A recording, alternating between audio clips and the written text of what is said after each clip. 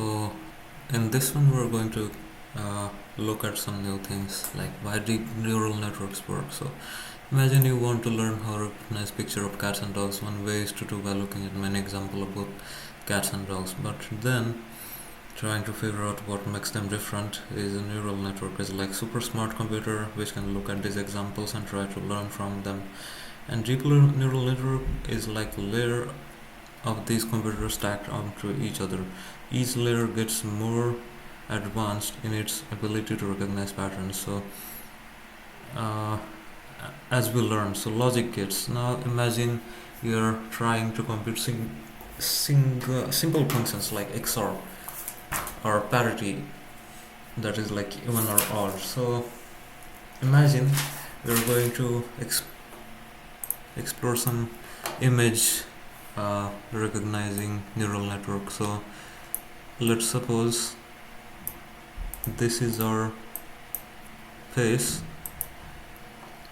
and we are going to feed this one into the neural network, and now how it is going to be calculated is first one will just going to look at the features or just edges. So it will be just looking like these edges, and it will just make sense of how edges are in the image.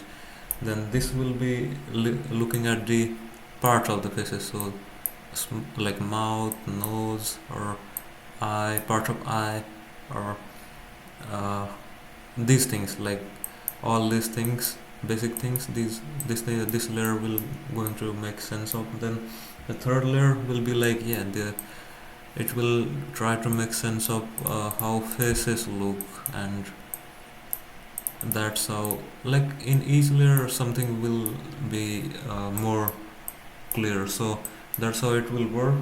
So we can visualize similar thing for audio patterns. So let's imagine this is audio thing, and the first layer will be saying that your first layer will be just looking at these lower waves and higher waves.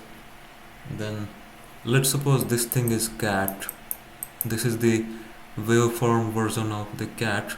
So second layer will be looking at the uh, phonemes, which are like how we pronounce ko, like ko, a, ka, ch, like all these things.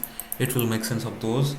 Then third layer will be like making sense of ka, like the words, single words like cat.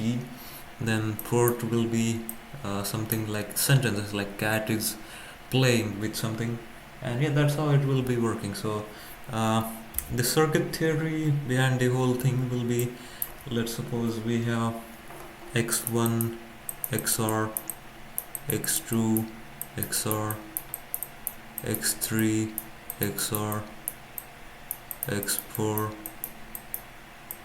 and that keeps going on. So that will give us something like x1 x2, this is XOR x3 x4, this is XOR, and these two will be XOR as well. And we are going to get similar XOR, and we're going to have the XOR tree like this. And this will be O of log n.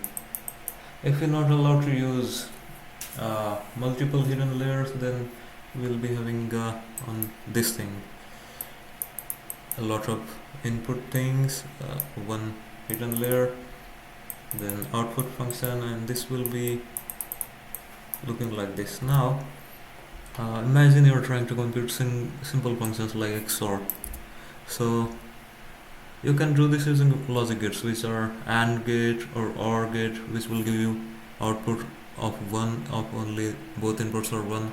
OR gate will be giving you output of one or either one. If either of input is one, NOR gate will be flipping the output, which will be like 0 becomes 1, 1 becomes 0. So let's say we want to compute XOR and AND or OR bits. We can do this by creating circuit like this. So uh, I'm going to show you the circuit. So we can compute like that. So this circuit computes XOR function, but it needs multiple layers to work correctly. So why multiple layers are needed? So problem is that the simple function like XOR, we only need one layer to compute it. So if we're not allowed to use multiple layers, we have to exhaustively enumerate all possibilities and configuration of inputs like 2 raised to n possibilities. This becomes extremely difficult and requires exponentially large numbers of hidden units. So mathematical context. So to be more precise, let's say we want to compute a function like XOR n input features. So we can use XOR tree, which will be depth of log n, where n is number of input features, the number of nodes in the tree, relatively small order of n. However, we are forced to use only one hidden layer where we need exponentially many hidden units to compute the same function. This is because each node in the previous layer becomes an input to all nodes in the next layer, leading to the rapid increase in the number of necessary hidden units. So why deep neural networks work really well? So that's what we talked about. Deep neural work really well. So why multiple layers are needed for some functions? Let's quickly summarize. So deep networks can be more effective than shallow networks for certain tasks because they allow us to learn more complex patterns. And the deep part of the term refers to the number of hidden layers. It is not just the complexity of learning algorithms. And that's all about it. If you have any questions or something, please be sure to mention those in the comment section. And yeah, that's all for this one. See you guys in the next one, and until then, keep learning and keep exploring.